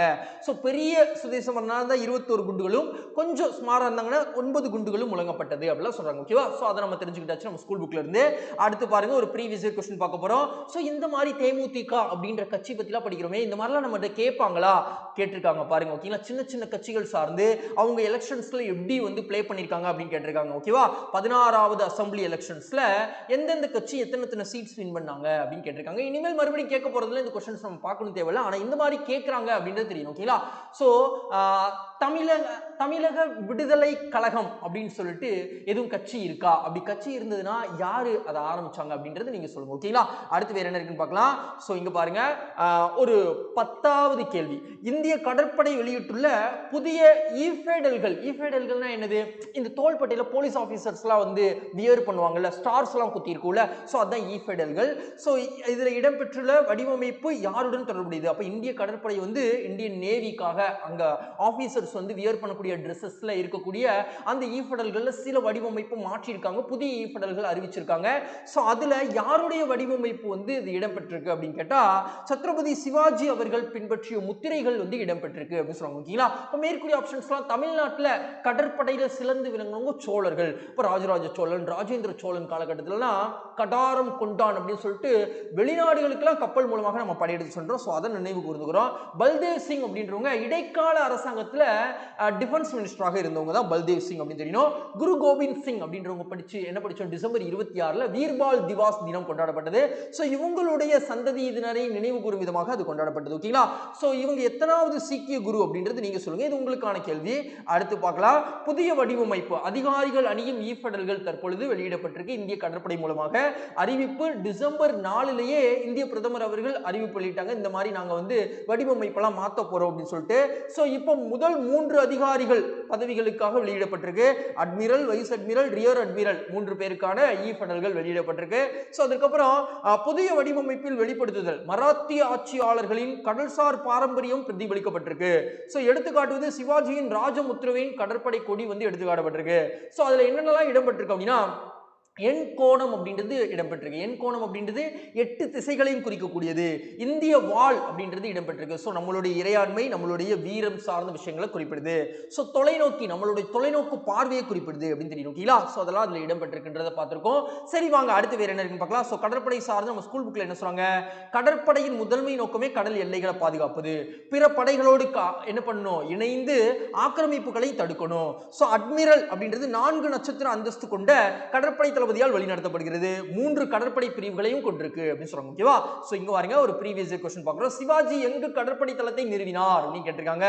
சோ கோபாலகா மகாராஷ்டிரால இருக்கு. ஓகேங்களா? சோ அங்க தான் நிறுவினாரு அப்படின்னு தெரியும். அடுத்து பாருங்க, மத்திய அரசு தற்பொழுது எந்த மக்களின் நினைவிற்காக சிறப்பு அஞ்சல் தலையை வெளியிட்டுள்ளது அப்படின்னு கேட்டிருக்காங்க. இலங்கை தமிழர்களுடைய நினைவிற்காக சிறப்பு அஞ்சல் தலையை வெளியிட்டிருக்காங்க. இப்போ ரோஹிங்கியா அப்படின்றவங்க மியான்மருடன் தொடர்புடையவங்கன்னு படிச்சோம். ஓகேங்களா? அந்தமான்ல கூட 143 ரோஹிங்கியா அகதிகள் இப்போ வந்து என்ன பண்ணப்பட்டாங்க, காப்பாற்றப்பட்டாங்க. உலகளாவிய மனித உரிமை ஆணையமே நம்ம பாராட்டினாங்க. ஓகேவா? குக்கி இன மக்கள் மணிப்பூருடன் தொடர்புடையவங்க. சோ அங்க பிரச்சனை நடந்தது, அது சார்ந்த விஷயங்கள் நம்ம படிச்சிருக்கோம். சோ அதெல்லாம் ரிவைஸ் பண்ணியாச்சு. காசா மக்கள் அவங்களுக்காக இந்தியா என்ன பண்ணாங்க, ஐநால ஒரு தீர்மானம் காசா போரை நிறுத்துவதற்கு இயற்றினாங்க, அதற்கு ஆதரவு தெரிவிச்சாங்க இந்தியா. சோ அதை நம்ம ரிவைஸ் பண்ணியாச்சு. சோ இலங்கை தமிழர்களுக்காக தற்பொழுது இந்தியா பண்ண பண்ணிருக்காங்க, சிறப்பு அஞ்சல் தலையை வெளியிட்டிருக்காங்க. சோ சிறப்பு அஞ்சல் தலையை வெளியிட்டவர் பாரதிய ஜனதா கட்சியோட தலைவராக திகழக்கூடியவங்க ஜே.பி. நட்டா அவர்கள். சோ அந்த கட்சி வந்து முன் வச்சிருப்பாங்க இந்த கோரிக்கையை. சோ அதற்கு இணங்க மத்திய அரசு இப்ப என்ன பண்ணிருக்காங்க, இதை வெளியிட்டிருக்காங்க. ஓகேவா? டெல்லியில தான் வெளியிட்டிருக்காங்க. சோ நினைவு கூறுவது இலங்கைக்கு குடிபெயர்ந்த இந்திய வம்சாவளி தமிழர்களை நினைவு கூறும் விதமாக வெளியிடப்பட்டிருக்கு. 200 ஆண்டுகள் நிகழ்வுகளை வெளிப்படுத்துது. ஓகேங்களா? சோ சிறப்பு அஞ்சல் தலையை பெற்றுக்கொண்டது யாரு, வெளியிட்டது பார்த்தோம். பெற்றுக்கொண்டது ஸ்ரீலங்கால கிழக்கு மாகாண ஆளுநராக திகழக்கூடிய செந்தில் தொண்டைமான் அவர்கள் பெற்றுக்கொண்டாங்க. சோ மத்திய அரசின் நடவடிக்கை என்ன, 14,000 வீடுகள் கட்டப்பட்டுள்ளது, பொருளாதார உதவி $4 பில்லியன் கொடுக்கப்பட்டிருக்கு அப்படின்னு சொல்றாங்க தற்பொழுது வரைக்கும். ஓகேங்களா? சரி வாங்க அடுத்து வேற என்ன இருக்குன்னு பார்க்கலாம். சோ இங்க பாருங்க, இந்த இந்திய வம்சாவளியினர் வந்து இலங்கைக்கு கூலியாக போனாங்க. ஓகேங்களா? தேயிலை தோட்டங்களை வேலை பார்க்கறதுக்கு, தேங்காய் தோட்டங்களை வேலை பார்க்கறதுக்குலாம் போனாங்க. ஸோ இவங்களுக்காகவே ஒரு ஒப்பந்தம் 1954 2 நாட்டு பிரதமரும் போட்டுக்கிறாங்க. நேரு அவர்களும் கொடலவாலா அப்படின்றவங்களும் போட்டுக்கிறாங்க. ஸோ அப்போ அதில் என்ன சொல்றாங்க அப்படின்னா, இந்திய வம்சாவளியினர் அவங்க விருப்பப்பட்டா இந்தியாவுக்கு வந்துக்கலாம், இந்தியாவுக்கு வர்றவங்களுக்கு நாங்கள் குடியுரிமை தரணும் அப்படின்னு சொல்லிட்டு நம்ம இந்திய பிரதமர் சொல்லியிருக்காங்க. ஆனா இலங்கையில என்ன முன் வச்சாங்க அப்படின்னா, எல்லோருக்குமே நீங்க குடியுரிமை கொடுத்துருங்க அப்படின்னு சொன்னாங்க. ஆனா நம்ம அதை நிராகரிச்சிட்டோம். யாரு வர விருப்பப்படுறாங்களோ அவங்களுக்கு மட்டும் நம்ம கொடுக்குறோம் அப்படின்னு சொல்லிப்போம். ஓகேங்களா? சரி வாங்க அடுத்து வேற என்ன இருக்குன்னு பார்க்கலாம். தம்மபாணி அப்படின்றது எதனுடைய பழைய பெயர், இலங்கையுடைய பழைய பெயர் அப்படின்னு தெரியும். ஓகேங்களா? சரி வாங்க அடுத்து, தமிழ்நாட்டில் தற்பொழுது எந்த பிரிவினருக்கான நலவாரியம் தற்பொழுது அமைக்கப்பட்டுள்ளதுன்னு கேட்டிருக்காங்க. கிக் தொழிலாளர்களுக்கான நலவாரியம் அமைக்கப்பட்டுள்ளது அப்படின்னு தெரியும். ஓகேங்களா? அப்ப மேற்கூறிய ஆப்ஷன்ஸ்லாம் எதற்காக வைக்கப்பட்டது, விவசாயிகள் சார்ந்து நம்ம என்ன படிச்சோம், கொப்புரை தேங்காய்க்கு குறைந்தபட்ச ஆதரவு விலை $300 உயர்த்திருக்காங்க அப்படின்றது படிச்சோம். அது போக விவசாய ஏற்றுமதியே இந்தியா அளவில் 10 லட்சம் டன் குறைவாயிருக்கு அப்படின்றத பார்த்தோம். ஓகேங்களா? சோ அதுக்கப்புறம் திருநங்கைகள் சார்ந்து நம்ம என்ன படிச்சோம், திருநங்கைகளுக்கான அடையாள அட்டை வழங்கும் மாநிலங்கள்ல முதன்மை மாநிலமா மகாராஷ்டிரா திகழுது அப்படின்றத படிச்சோம். சோ அதுக்கப்புறம் ஆசிரியர்கள் சார்ந்து ரொம்ப நாளைக்கு முன்னாடி படிச்சோம், தேசிய ஆசிரியர்கள் விருது நம்ம தமிழ்நாட்டை பொறுத்த வரைக்கும் அலங்காநல்லூர்ல காட்வின் சார் அவர்களும் தென்காசியில மாலதி மேம் அவர்களும் பெற்றாங்க அப்படின்றது நம்ம படிச்சோம். சோ அதை நம்ம ரிவைஸ் பண்ணிட்டோம். ஓகேங்களா?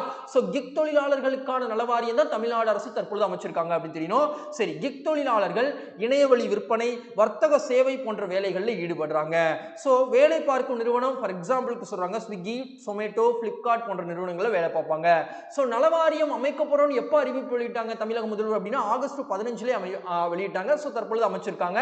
ஸோ இணையம் சார்ந்த அமைப்பு சாராத தொழிலாளர்கள் நலவாரியத்தில் தற்பொழுது பதிவு செஞ்சுக்க முடியும். ஸோ தமிழ்நாடு உடல் உழைப்பு தொழிலாளர் சமூக பாதுகாப்பு நலவாரியத்தில் நீங்க பதிவு செஞ்சுக்கலாம்.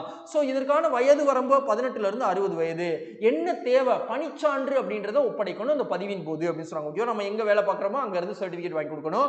ஸோ நலத்திட்டம் என்ன மாதிரியான நலத்திட்ட உதவிகள்லாம் கிடைக்கும்? கல்வி, திருமணம், மகப்பேறு, கண் கண்ணாடி, ஓய்வூதியம் போன்ற விஷயங்கள்ல நலத்திட்ட உதவிகள் கிடைக்கும் அப்படின்னு தெரியும். ஓகேங்களா? சரி, அடுத்து பாருங்க. ஸோ இணையம் சார்ந்த ஒரு தொழில் நிறுவனங்களுக்கு நலவாரியம் அப்படின்றத அமைச்சிருக்காங்க. ஸோ கூகுள் நிறுவனத்துடைய சிஇஓ ஏற்கனவே சொல்லியிருக்காங்க இந்தியா வந்து டிஜிட்டல் பொருளாதாரத்தில் ஒரு உலகளாவிய போட்டியாளராக வருவாங்க அப்படின்னு சொல்லியிருப்பாங்க. இப்போ இந்த டிஜிட்டல் பொருளாதாரத்தை நோக்கிய பயணம் தான் இந்த கிக் தொழிலாளர்கள் அமைப்பு முறை அப்படின்னு சொல்லுவாங்க. ஓகேங்களா? சரி, மூன் லைட்டிங்னா என்ன அப்படின்றது நீங்க சொல்லுங்க. இது உங்களுக்கான கேள்வி. ஓகேங்களா? அடுத்து பார்ப்போம். TNPSC previous year question. அமைப்பு சாரா தொழிலாளர்களுக்கு தமிழ்நாடு இப்போ ஒரு நல வாரியம் அப்படின்னு அமைச்சாங்க. பர்டிகுலர் கிக் தொழிலாளர்கள் அமைச்சாங்க. ஓகேவா? இந்தியன் கவர்மெண்ட் என்ன பண்ணாங்க? முதுமை பாதுகாப்பு, அது அமைப்பு சாரா தொழிலாளர்களுக்கு முதுமை பாதுகாப்பிற்காக என்ன திட்டத்தை அறிமுகப்படுத்திருக்காங்களா? பிரதமரின் ஸ்ரம்யோகி மந்தன் திட்டம் அப்படின்றத அறிவிச்சிருக்காங்க. ஓகேவா? சோ தலைமை தேர்தல் ஆணையர் நியமன மசோதா 2023க்கு தற்பொழுது இந்திய ஜனாதிபதி அவர்கள் என்ன பண்ணிருக்காங்க? ஒப்புதல் கொடுத்திருக்காங்க. அதனால இந்த மசோதாவில் ஒரு அம்சம் இருக்கு. பரிந்துரை குழு அப்படின்னு ஒரு குழு அமைப்பாங்க. சோ அந்த குழுவுடைய தலைவராக யார் இருப்பா அப்படின்ற மாதிரி நம்ம கிட்ட கேட்டிருக்காங்க. சோ இந்த கேள்விக்கான சரியான விடை சட்ட அமைச்சர் இருப்பாங்க அப்படின்னு தெரியும். ஓகேங்களா? இப்போ மேற்கூறிய ஆப்ஷன்ஸ்லாம் மண்டல குழுக்கள் இந்தியாவில் இருக்குல்ல, சோ அதற்கு தலைமை வகிக்கக்கூடியவங்க உள்துறை அமைச்சர், நித்தி ஆயோக்கு தலைமை வகிக்கக்கூடிய பிரதமர், சபாநாயகர் ரூல்ஸ் கமிட்டிக்கு எப்பயுமே வந்து சபாநாயகர் தான் தலைமை வகிப்பாங்க. பதவி வழியில வரக்கூடிய பதவி. ஓகேங்களா? சோ சட்ட அமைச்சர் இந்த பரிந்துரை குழுக்கு தேர்தல் ஆணையரை யாரை செலக்ட் பண்ணலாம் அப்படின்னு சொல்லிட்டு ஒரு பரிந்துரை குழு போடுவாங்க. சோ அதற்கு வந்து இவங்க தலைமை பண்பு வகிப்பாங்க. சோ நடைபெற்றவை மசோதாவிற்கு ஜனாதிபதி ஒப்புதல் வழங்கியுள்ளார் அப்படின்னு கொடுத்திருக்காங்க. தேர்தல் ஆணையர்கள் முறையை நெறிப்படுத்துவதற்கான மசோதா இது. சோ சட்ட அமைச்சர் தலைமையிலான ஒரு பரிந்துரை குழு அமைப்போம். அதுல 2 உறுப்பினர்கள் இருப்பாங்க. 2 பேருமே செக்ரட்டரி அந்தஸ்துல இருக்கு கூடியவங்க அப்படின்னு சொன்னாங்க. சோ இவங்க யாரை பரிந்துரைக்கிறாங்களோ அவங்களை எடுக்கலாமா அப்படின்றதுக்காக ஒரு முடிவெடுக்கும் குழு இருக்கும். அதற்கு தலைமை வகிப்பது யாரு? பிரதமர் தலைமை வகிப்பாங்க. எதிர்க்கட்சி தலைவர் இருப்பாங்க, மத்திய அமைச்சர் இருப்பாங்க. சோ இறுதியில் ஜனாதிபதி தான் நியமனம் செய்வாங்க. ஆனா அதற்கு முன்பாகவே பரிந்துரை குழு, முடிவெடுக்கும் குழு அப்படின்றது இருக்கும். ஓகேங்களா? சோ கூடுதல் மாற்றம் பதவி காலத்தில் சட்ட பாதுகாப்பும் ஊதியத்தில் சில மாற்றங்களை ஏற்படுத்துவதற்கு இந்த மசோதாக்கள் கொண்டு வரப்பட்டிருக்கு அப்படின்னு சொல்றாங்க. ஓகேவா? சோ இந்த மசோதா தற்பொழுது சட்டமானதுனால இந்த விஷயங்களை நம்ம படிச்சிருக்கோம். சரி, வாங்க இப்போ ஒரு புக் கண்டென்ட் பார்க்கலாம். இந்திய தேர்தல் ஆணையத்தின் அமைப்பு எப்படி இருக்கு அப்படின்னா, பல உறுப்பினர்களை கொண்ட ஒரு அமைப்பு தான் இந்திய தேர்தல் ஆணையம். தலைமை தேர்தல் ஆணையர் இருப்பாரு, 2 தேர்தல் ஆணையர் இருப்பாங்க. சோ நியமனம் யாரு பண்ணுவா? குடியரசுத் தான் பண்ணுவாங்க. ஆனா அதுக்கு முன்னாடி இப்ப பார்த்திருக்கோம் பரிந்துரை குழு, முடிவெடுக்கும் குழு எல்லாம் பார்த்திருக்கோம். ஓகேவா? சோ அந்த ப்ராசஸ்லாம் மாத்திருக்காங்க. 6 வருடங்கள் 65 வயது வரைக்கும் எது முந்தைய வருதோ அது வரைக்கும் இருக்கலாம் அப்படி சொல்றாங்க. சோ பதவி நீக்கம், தலைமை தேர்தல் ஆணையர்கள் பதவி நீக்கம் பிற தேர்தல் ஆணையர்கள் தலைமை தேர்தல் ஆணையரின் பரிந்துரையின்படி பண்ண முடியும் அப்படி சொல்றாங்க. ஓகேவா? சரி, அப்போ இந்திய தேர்தல் ஆணையத்தின் இன்னொரு பேர் என்னது? நிர்வச்சன் சதான் அப்படி சொல்றாங்க. ஓகேவா? சரி, பாருங்க ஒரு ப்ரீவியஸ் இயர் क्वेश्चन. எந்த விதி இந்திய தேர்தல் ஆணையத்தின் அமைப்பு அதிகாரம் மற்றும் பணிகளை உள்ளடக்கியுள்ளது? ஆர்டிகிள் 324. வயது வந்தோருக்கான வாக்குரிமை விதி என்னது அப்படின்றது நீங்க சொல்லுங்க. ஓகேவா? சமீபத்திய நிகழ்வுடன் சரியாக பொறுத்துக. அபுதாபியில முதல் இந்து கோவில் அப்படின்றது 2018 கட்ட ஆரம்பிச்சாங்க. சோ இப்போ 2024 அது முடிவுற போது பிப்ரவரி 14 அது திறக்க இருக்காங்க. சோ அதற்கான அழைப்பு கடிதம் யாருக்கு கொடுத்திருக்காங்க? இந்திய பிரதமருக்கு விட்டுருக்காங்க அப்படின்னு தெரியும். ஓகேவா? சோ அயோத்தி உத்தரப்பிரதேசத்தில் இருக்கக்கூடியதுல 2 அம்ருத் பாரத் ரயில், 6 வந்தே பாரத் ரயில தொடங்கி வச்சிருக்காங்க. யாரு? இந்திய பிரதமர் அவர்கள் அப்படின்னு தெரியும். ஓகேவா? உலக மக்கள் தொகை 800 கோடியில இருந்து பிளஸ் 7.5 கோடி இந்த வருஷம் மட்டும் கூடி இருக்கு அப்படின்னு சொல்றாங்க. ஆனா உலக மக்கள் வளர்ச்சி விகிதம் 1க்கும் கீழே தான் இருக்கு அப்படின்னு சொல்றாங்க. ஓகேவா? சோ அதையும் நம்ம தெரிஞ்சுக்கிட்டாச்சு. மாற்றுத்திறனாளிகளுக்கு மத்திய அரசு என்ன பண்றாங்க? இடஒதுக்கீடு அடிப்படையில் பதவி உயர்வு கொடுக்கிறோம் அப்படின்னு சொல்லிட்டு பிளான் பண்ணிருக்காங்க. ஓகேவா? சோ அதையும் நம்ம ரிவைஸ் பண்ணிட்டாச்சு. அடுத்து பாருங்க ஒரு ப்ரீவியஸ் இயர் क्वेश्चन பார்க்க போறோம். சோ உட்கட்டமைப்பு வசதிகள் சார்ந்து படிச்சனால இந்தியாவின் முதலாவது 6 வழி அதிவேக விரைவு பாதை அப்படின்னா மும்பை டு பூனா விரைவு பாதை அப்படின்னு தெரியும். ஓகேவா? சோ அதுக்கு அப்புறம் பாருங்க, மக்கள் தொகை வெடிப்பு பெரும்பாலும் பின்வருவனவற்றில் ஒரு காரணம் தான். என்னது? அதிக கருவுறுதல் விகிதம். ஓகேவா? சோ நேஷனல் ஃபேமிலி சர்வே படி நம்ம இந்தியாவில் தற்பொழுது கருவள விகிதம் எவ்வளவு இருக்கு தெரிஞ்சதுன்னா சொல்லுங்க. ஓகேவா? ஸோ 2024ஆம் ஆண்டில் தமிழ்நாட்டில் நடக்க உள்ள முதல் ஜல்லிக்கட்டு எங்க நடக்க போகுது? இந்த வருஷத்திற்கான முதல் ஜல்லிக்கட்டு தமிழ்நாட்டில் எங்க நடக்க போகுது? தச்சங்குறிச்சியில நடக்க போகுது அப்படின்னு தெரியும். ஓகேங்களா? மேற்கூறிய ஆப்ஷன்ஸ்லாம் ஜல்லிக்கட்டுக்கு பெயர் போன இடங்கள். ஓகேங்களா? அவனியாபுரம், அலங்காநல்லூர், பாலமேடு எல்லாமே மதுரையில் இருக்கக்கூடியதா. ஆனா இந்த தச்சங்குறிச்சி புதுக்கோட்டையில் இருக்கக்கூடியது. ஓகேங்களா? ஸோ அங்கதான் முதல்ல நடக்க போகுது. ஸோ இந்தியாவில் வந்து இப்ப ஜல்லிக்கட்டை பார்வையிடுவதற்கு ஒரு பெரிய அரங்கம் மதுரையில் அமைச்சிருக்காங்க. அந்த ஊர் பேர் தெரிஞ்சதுன்னா மறக்காம சொல்லுங்க. நம்ம படிச்சிருக்கோம். ஓகேங்களா? அதனால கேட்கப்பட்டது. சரி வாங்க ஒரு குயிக் ரிவிஷன் பார்த்தலாம். சுற்றுலாத்தலம் நீர்மூழ்கி கப்பல் மூலமாக சென்று பார்ப்பதற்கு அமைக்கக்குள்ள மாநிலம் குஜராத் அப்படின்னு பார்த்தோம். இஸ்ரோவின் விண்வெளி ஆய்வு திட்டம் என்ன பார்த்தோம்? எக்ஸ்போசாட் அப்படின்னு பார்த்தோம். முதலீட்டாளர்கள் எண்ணிக்கை பங்குச்சந்தையில எங்க இருக்காங்க? மகாராஷ்டிரால இருக்காங்கன்னு பார்த்தோம். உல்ஃபா தீவிர அமைப்போடு புரிந்துணர்வு ஒப்பந்தம் அஸ்ஸாம் மாநிலத்துடன் தொடர்புடைய பார்த்தோம். சிஎஸ்எஃப் பிரிவுக்கு முதல் பெண் தலைவராக நினா சிங் அப்படின்றவங்க தேர்வு செய்யப்பட்டிருக்காங்க. கலைஞர் நூற்றாண்டு பேருந்து முனையம் கிளம்பாக்கம் அப்படின்றதுல அமைக்கப்பட்டிருக்கு. ஜார்ஜி கோஸ்போடினோவ் அப்படின்றவங்க யாரு? சோ புக்கர் பிரைஸ், அதாவது இன்டர்நேஷனல் புக்கர் பிரைஸ் வென்றவங்க 2023ல. ஆர்டர் ஆஃப் கனடா அப்படின்ற அங்கீகாரத்தை பெற்றது ஃபிர்தோஸ் இந்தியர். ஓகேங்களா? சோ பெற்றாரு. ஜெயகாந்த் அவர்கள் இயற்கை எழுதினாங்க. சோ 72 குண்டுகள் முழங்க அரசு மரியாதையுடன் அவங்களுடைய உடல் தகனம் செய்யப்பட்டது.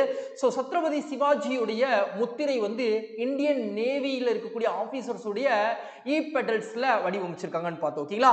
சோ சிறப்பு அஞ்சல் தலை யாரு நினைவு கூறும் விதமா மத்திய அரசு சொல்லிட்டு இருக்காங்க? இலங்கை தமிழர்கள். கிக் தொழிலாளர்களுக்கு நலவாரியம் அமைத்த மாநிலம் தமிழ்நாடு. சட்ட அமைச்சர் எதற்கு தலைமை வைக்க போறாங்க?